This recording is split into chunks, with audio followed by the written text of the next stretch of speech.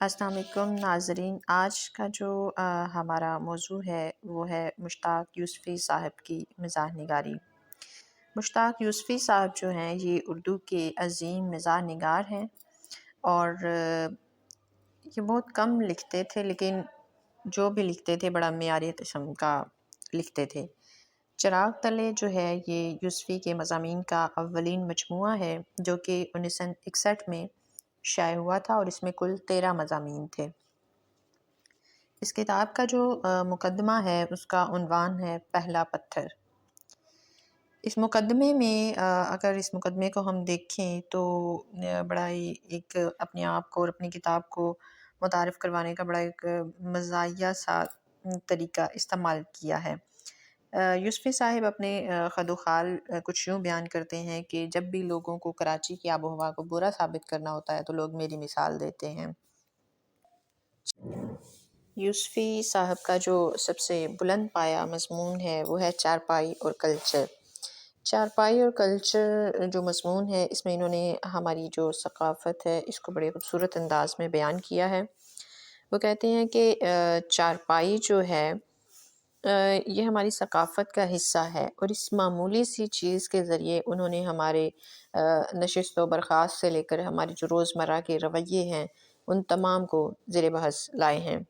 اس مضمون کا آخری حصہ بہت متاثر کن ہے اور اسے پڑھ کے پتہ چلتا ہے کہ یوسفی صاحب کی جو گرفت ہے انسانی نفسیات پر وہ بہت مضبوط ہے۔ ہر شخص ان کے مزاح میں اپنا حصہ ڈھونڈنے لگتا ہے۔ وہ لکھتے ہیں کہ لوگ رات بھر نہ صرف ایک دوسرے کی جان و مال بلکہ چال چلن کی بھی چوکیداری کرتے رہتے ہیں۔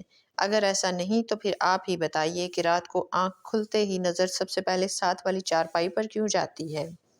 تو یہ ایک بڑا مزاحیہ سا ان کا مضمون ہے۔ دوسرا مضمون ان کا ہے یادش بخیر کے نام سے، جس میں انہوں نے بوڑھے لوگوں کی نفسیات پر خاص طور پر بات کی ہے۔ عام زندگی میں ہماری ملاقات کئی ایسے بزرگوں سے ہوتی ہے جن کے لیے وقت جو ہے وہ رک چکا ہے۔ وہ سمجھتے ہیں کہ جتنی بھی ترقی یا جتنے بھی اچھے کام ہونے تھے وہ ان کے دور میں ہی ہونے تھے، آج کے دور میں ممکن ہی نہیں کہ وہ ہو سکے، کیونکہ ان کا خیال ہے کہ وہ ساری باتیں جو ہیں وہ ان کی جوانی کے ساتھ ہی ختم ہو گئی ہیں۔ اس مضمون میں آغا جاکسوی جو ہے وہ ایک اہم کردار ہے جو ماضی پرست انسان ہے، یعنی وہ اپنے ماضی کو بہترین سمجھتا ہے حال سے۔ آغا جو ہے وہ زندگی کو 25 سال پرانی ڈگر پر چل کر دیکھنے کا خواہش مند ہے۔ وہ ماضی کے واقعات کی راکھ کو کرید کر اسے چنگاری برآمد کرنا چاہتا ہے۔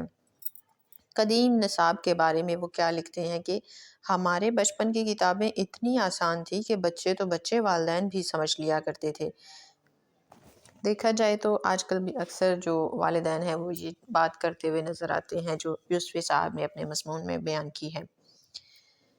طنز و مزاح کے دیگر حربوں کی طرح جو ایک بہترین اور کامیاب حربہ ہے وہ تحریف نگاری ہے، اور مشتاق یوسفی بھی اس تحریف نگاری میں کامیاب نظر آتے ہیں اور وہ زندگی کی ناہمواریوں کو ہدف بناتے ہوئے انہیں بڑی خوبصورتی سے مزاحیہ انداز میں اپنی تحریروں میں پیش کرتے ہیں۔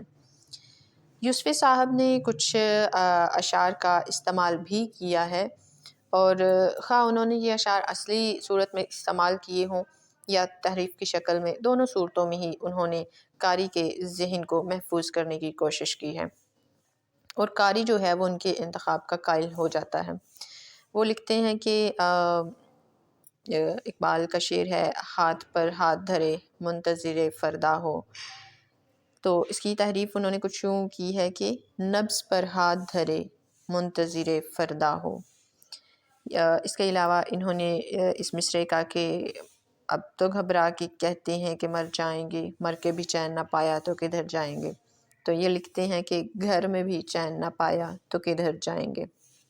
یہ ان کی تحریف نگاری کی صورتیں ہیں۔ جو اس کے علاوہ یوسفی صاحب نے اپنے مضامین میں بریکٹ کا استعمال بھی کیا ہے، جو کہ انگریزی ادب سے یہ چیز لی گئی ہے۔ انگریزی ادب پر چونکہ ایک عرصے تک ڈرامے کا راج رہا، اس لیے آج بھی بریکٹ وضاحت کے لیے اہمیت رکھتی ہے۔ یوسفی نے اس حربے کو بڑی خوبصورتی سے اپنایا ہے اور اس کے ذریعے انہوں نے جملوں میں ایک خاص جان پیدا کر دی ہے، اور جملوں کی جو کچھ الفاظ کے مفہوم ہیں وہ بریکٹ میں لکھ کر پیش کیے ہیں تاکہ قاری جو ہے وہ مزید اس چیز کو سمجھ سکے۔ کرکٹ والے مضمون میں لکھتے ہیں کہ دوسرے اوور میں بولر نے گیند ایسی کھینچ کر ماری کہ مرزا کے سر سے ایک آواز، اور بریکٹ میں لکھتے ہیں کہ اور منہ سے کئی نکلے۔ تو سر سے اگر ہم اس بریکٹ کو نظر انداز کر کے اس جملے کو پڑھیں تو اتنا مزاح نہیں آتا، لیکن اگر ہم منہ سے گئی جو بریکٹ میں لکھا گیا وہ پڑھیں تو ایک یہ لطیف سا مزاح پیدا کرتا ہے یہ جملہ۔ انشائیہ کی بات کریں تو چراغ تلے کے سارے مضامین جو ہیں وہ انشائیہ کے رنگ میں ہی لکھے گئے ہیں، بات سے بات پیدا کی گئی ہے جو کہ انشائیہ کی خاص خوبی ہے۔ مزاح کو تخلیق کیا ہے بات سے بات پیدا کر کے۔ ان مضامین کو پڑھنے کے بعد لگتا ہے کہ مضامین کے خالق کا جو رشتہ ہے وہ اپنی مٹی، اپنی ثقافت، اپنے تہذیب سے بہت گہرا ہے، اور یہی ایک ایسا حوالہ ہے جو یوسفی کی تحریروں کو انفرادیت بھی عطا کرتا ہے۔ یوسفی جب بھی کچھ بھی لکھتے ہیں تو اسے پڑھ کر یوں معلوم ہوتا ہے کہ وہ اپنے موضوعات سے متعلق ہر قسم کی معلومات رکھتے ہیں۔ اس کے علاوہ انہوں نے ہمارے ہی معاشرے سے ایک اور چیز لے کر جو کہ بہت عام ہے، اپنا ایک مضمون لکھا ہے پڑھیے گر بیمار کے نام سے۔ اس میں انہوں نے اس چیز کو موضوع بحث لائے ہیں کہ جس طرح ہمارے معاشرے میں ایک بندہ کہتا ہے کہ مجھے فلاں بیماری ہے، تو دوسرا یا تو سن کر اسے فوراً سے مشورہ دیتا ہے مجھے بھی یہ بیماری تھی، میں نے یہ کیا، تم بھی یہ کرو۔ اس چیز کو یہ موضوع بحث لائے ہیں۔ اگر ہم اپنے ارد گرد کے ماحول کا مطالعہ کریں تو یہ ایسی خصوصیت ہے جس نے یوسفی کی تحریروں کو قاری کے لیے مانوس بنا دیا ہے۔ یہ لکھتے ہیں کہ شائستہ آدمی کی پہچان یہ ہے کہ اگر آپ اس سے کہیں کہ مجھے فلاں بیماری ہے تو وہ کوئی آزمودہ دوا نہ بتائے، کیونکہ اکثر ایسا ہی ہوتا ہے کہ جب بھی آپ کہتے ہیں کہ فلاں بیماری ہے تو ایک ساتھ ڈھیر ساری دوائیں اور ڈھیر سارے مشورے مل جاتے ہیں۔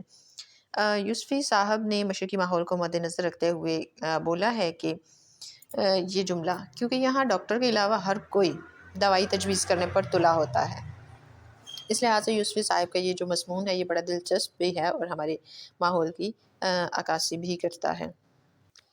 مشتاق یوسفی کو اگر دیکھا جائے تو یہ ایک بالکل منفرد اور نئے اسلوب کے مزاح نگار ہیں۔ اگر ہم ان کی تشبیہات کا مطالعہ کریں جو کہ انہوں نے اپنی تحریر میں استعمال کی ہیں تو وہ بھی دوسرے مزاح نگاروں سے بڑی ممتاز اور منفرد حیثیت رکھتی ہیں۔ ان کے ہاں جو پطرس کی ظرافت، رشید احمد صدیقی کی جملے بازی، شوکت تھانوی کا سا مزاج تو ضرور ہے، لیکن جو ان کی نظر ہے، نظر انصاف سے اگر ہم دیکھیں تو یوسفی ایسا فنکار ہے جس نے اپنی دنیا آپ پیدا کی ہے۔ ابن انشاء لکھتے ہیں کہ اگر مزاحیہ ادب کے موجودہ دور کو ہم کسی نام سے منسوب کر سکتے ہیں تو وہ یوسفی ہی کا نام ہے۔ یوسفی اقلیم مزاح کا بے تاج بادشاہ ہے اور اس کی سلطنت میں کسی کو بھی دخل نہیں۔ یوسفی کا جو فن ہے یہ پطرس اور رشید احمد صدیقی چونکہ اسی مزاح نگاری کی صنف سے ہی تعلق رکھتے ہیں، تو لیکن یوسفی کا فن ان کے فن سے زیادہ منجھا ہوا ہے۔ یوسفی کا جو مزاحیہ ادب ہے اس میں جو جملے ہیں ان میں برجستگی پائی جاتی ہے، بات سے بات نکالی گئی ہے۔ یہ تھا ہمارا آج کا لیکچر۔ اگر آپ کو یہ ویڈیو پسند آئی ہو تو اس کو لائک کیجیے گا اور شیئر کیجیے گا۔